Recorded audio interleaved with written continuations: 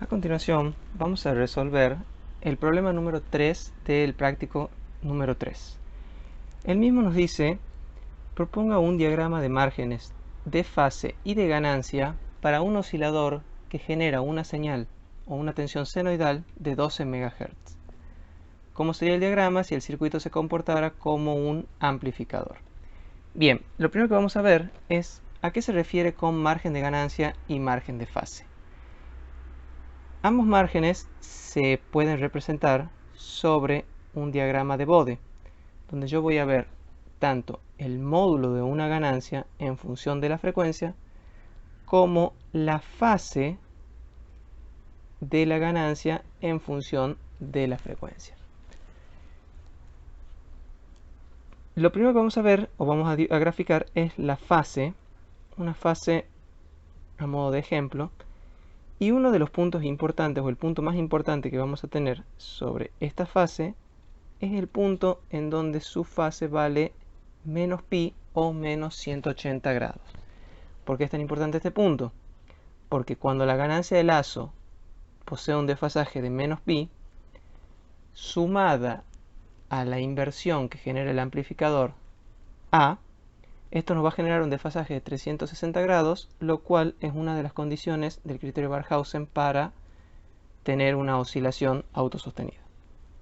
Bien, ahora vamos a trazar diferentes curvas de ganancia. Primeramente, vamos a trazar una curva de esta manera. En este punto vamos a tener la ganancia de 0 decibeles. ¿Sí? Esta va a ser la ganancia en decibeles. ¿Y qué podemos observar? En el punto donde la ganancia vale 0 decibeles, nosotros podríamos trazar para intersectar la curva de fase, y asimismo cuando la fase alcance el valor de menos pi, podríamos trazar para intersectar la curva de la ganancia a esa misma frecuencia. Y obtenemos dos valores importantes. Cuando la fase vale menos pi o menos 180 grados, nosotros tenemos una ganancia o un margen de ganancia, que es cuánto más yo podría aumentar esta ganancia sin que nuestro circuito oscile, ¿sí? Este margen de ganancia que yo poseo acá es mayor que 0. No hay que confundirse. Cuando la ganancia es negativa, en decibeles hablando, nuestro margen siempre va a ser positivo. ¿Por qué? Porque yo puedo aumentarla la ganancia, yo tengo un margen para elevar esta ganancia sin que mi circuito oscile. No nos olvidemos que nuestro circuito oscila cuando se cumplen dos condiciones: que la fase vale 0, que el módulo vale 0 decibeles y la fase vale menos pi. ¿Sí? O sea, la ganancia beta por A vale menos 1, que era lo que enunciaba el criterio Barkhausen. Entonces, este valor que yo tengo aquí va a ser mi margen de ganancia positivo. Y cuando la ganancia vale 0 decibeles, yo puedo bajar hasta la curva de la fase y encontrar aquí un valor de margen de fase, que también va a ser positivo, porque yo podría mover la fase todavía a un cierto valor desde acá hasta acá sin que mi circuito llegue a oscilar. ¿Sí? Ese sería el margen que me queda para mover la fase de mi circuito, y este sería el margen que me queda para mover la ganancia de mi circuito. Ahora bien, si la curva de ganancia hubiera sido la siguiente, ¿qué hubiera ocurrido?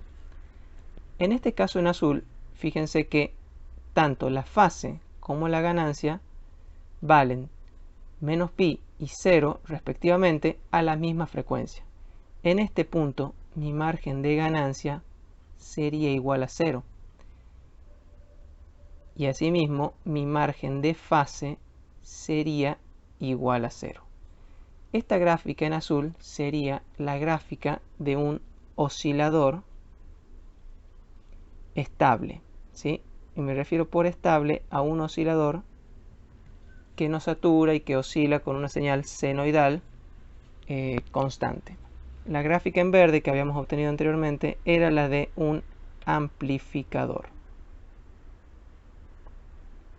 ¿sí? Un circuito que no llega a oscilar. Y ahora, ¿qué hubiera pasado si mi gráfica hubiera sido la siguiente? Yo hubiera tenido esta curva. Ahora, cuando la fase atraviesa el valor menos pi, yo acá tengo una ganancia. O sea, la ganancia es superior a 0 decibeles, ¿sí? Entonces, ¿cuánto más puedo aumentar la ganancia para alcanzar los 0 decibeles? Y no la puedo aumentar más, ya me pasé de hecho de ese valor. Entonces, este margen de ganancia que yo tengo aquí es un margen de ganancia menor que 0 o un margen de ganancia negativo, ¿sí? Esta condición me determina que yo estaría ante un oscilador saturado. Es un oscilador que normalmente no va a oscilar con una señal senoidal, sino que se va a saturar y yo obtendré una señal del tipo cuadrada. Bien, en cuanto al margen de fase, a esta frecuencia yo puedo bajar hacia la curva de la fase y nuevamente voy a ver que ya me pasé de la fase de menos pi. Este valor de margen de fase que tengo acá marcado sería un margen de fase menor que 0 nuevamente. Bien, ahora vamos a responder al problema.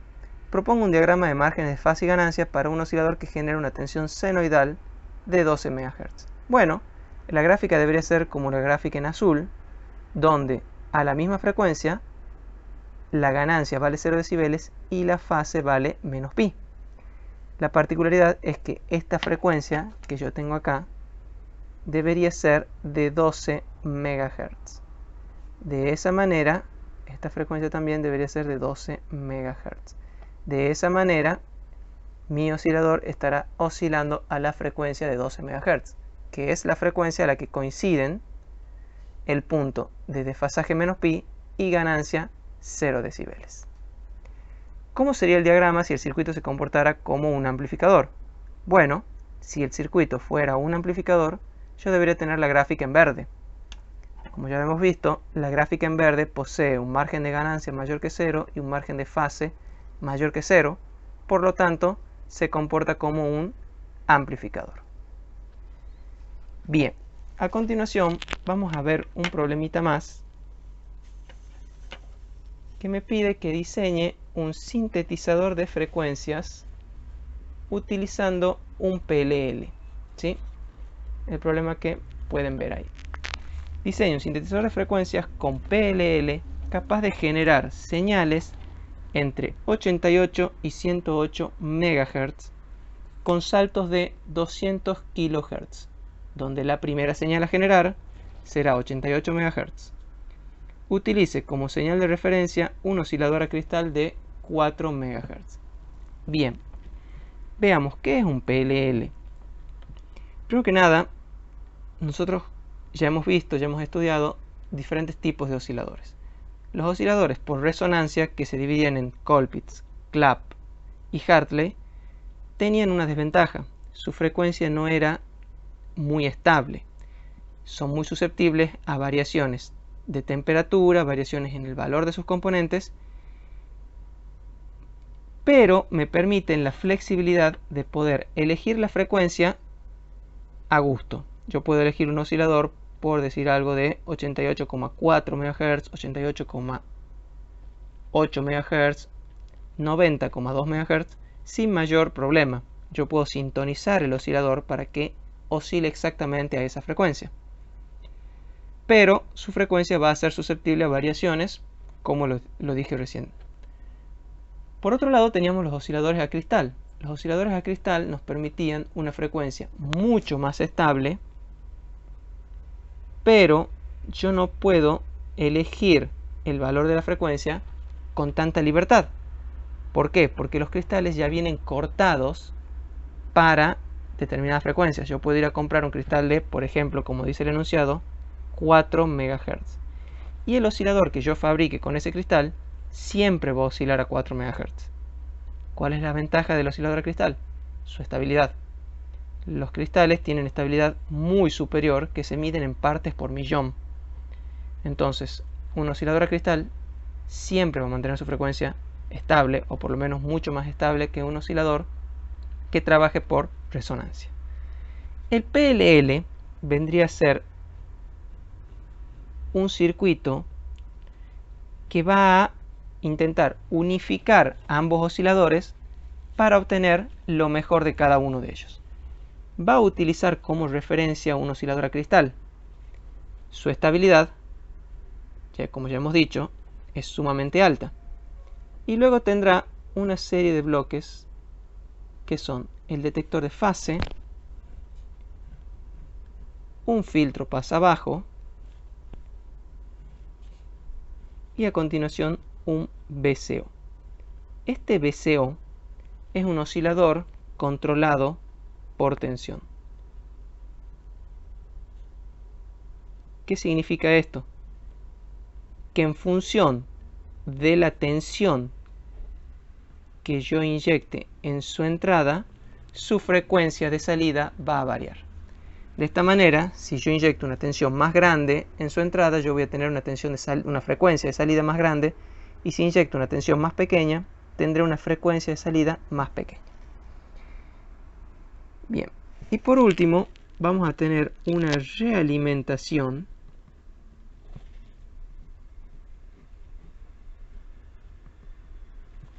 que volverá hacia el detector de fase. ¿Qué es lo que hace el detector de fase? El detector de fase es el bloque más importante dentro de mi PLL. Su función es la de comparar estas dos frecuencias y tratar de mantenerlas iguales. ¿Cómo lo va a hacer? Él entrega una tensión de error sobre su salida. Veamos qué ocurre. Si yo tuviera, por decir algo aquí, una frecuencia de 100 kHz, esto es a modo de ejemplo, y acá tengo una frecuencia de 100 kHz también, mi detector de fase no entregará ninguna señal de error y el circuito estará funcionando de manera estable. Estos circuitos, estos divisores, son divisores de frecuencia. Su señal de salida, tengamos en cuenta que la señal en este caso va en aquel sentido, su señal de salida tendrá una frecuencia submúltiplo de la frecuencia de la señal de entrada. Entonces, si yo aquí tuviera, por decir algo, 1 MHz, para que la frecuencia en este punto y en este punto sean la misma, estos divisores deberán sumar o deberán dar como resultado un factor de multiplicación de 10. O sea, la frecuencia esta deberá dividirse por 10 para acá llegar a 100 kHz. Puedo tener P igual a 1, N igual a 10, puedo tener P igual a 2, N igual a 5, es indistinto. Para simplificar los cálculos vamos a adoptar que P valga 1 y N valga 10. De esa manera la frecuencia en este punto vale 100 kHz, al igual que la frecuencia de entrada, y el detector de fase no genera ninguna señal de error. ¿Qué ocurriría si yo ahora modifico el valor del divisor N a 11? Al modificar yo el valor del divisor N a 11, la frecuencia en este punto ya no vale 100 kHz. Valdrá 1 MHz dividido en 11, que dará aproximadamente unos 90 kHz. Como la frecuencia en este punto es superior a la frecuencia en este punto, mi detector de fase entregará una señal de error a su salida, la cual compensará esa variación de frecuencia y elevará la frecuencia de mi VCO. La elevará hasta llegar a 1,1 MHz. En ese punto, 1,1 dividido en 11 volverá a dar 100 kHz y diremos que nuestro circuito está nuevamente enclavado. El PLL se dice que está enclavado cuando estas dos frecuencias son iguales y su detector de fase ya se estabilizó. La señal a la salida del detector de fase se encuentra estable. Bien, vamos a resolver el problema que nos plantea. Nos pide que diseñemos un sintetizador de frecuencias para señales entre 88 y 108 MHz con saltos de 200 kHz. La primera condición para hacerlo es que la frecuencia en este punto, a la entrada del detector de fase, siempre tendrá que ser igual a la frecuencia del salto. Puede ser igual a la frecuencia del salto o puede ser un submúltiplo de ella. Puede ser también la frecuencia del salto dividida en 2 o la frecuencia del salto dividida en 3, cualquiera de estos valores. Ya vamos a ver más adelante por qué. Bien, yo voy a adoptar, para resolver el problema, que la frecuencia en este punto sea igual a la frecuencia del salto. Entonces, dado que la frecuencia del salto es igual a 200 kHz, esta frecuencia deberá ser igual a la frecuencia de mi cristal, que es 4 MHz, dividido en el valor del divisor m. De acá obtendremos que m vale 20. ¿Sí? Bien. ¿Qué nos faltaría? Nos falta calcular los valores que tiene que adoptar P y N para poder sintetizar todas estas frecuencias. Así como al modificar N aquí hemos hecho que la frecuencia cambie de 1 a 1,1 MHz, nosotros queremos que modificando los valores de N la frecuencia vaya de 88 a 108. Dado que tiene que ir en saltos de 0,2 MHz o 200 kHz, yo tendré que sintetizar 88 MHz, luego 88,2 MHz, luego 88,4 MHz y así hasta llegar a los 108 MHz. ¿Sí? Para simplificar cálculos vamos a volver a adoptar que P sea igual a 1 y ahora bien, N ¿cuánto valdrá? N va a valer 88 MHz. Nosotros sabemos que 88 MHz va a ser igual a la frecuencia del salto 200 kHz por N y por P, o lo que es lo mismo, la frecuencia del salto en este punto va a ser igual a la frecuencia de salida dividida en N y dividida en P. La frecuencia de salida dividida en N y dividida en P. ¿Sí? Entonces, de acá podremos decir que N será igual a 440. Ahora, para la frecuencia 88,2, N va a ser igual a 88,2 dividido en 0,2 igual a 441. Para la frecuencia 88,4, N va a ser igual a 88,4 dividido en 0,2 igual a 442. Y así respectivamente hasta llegar a,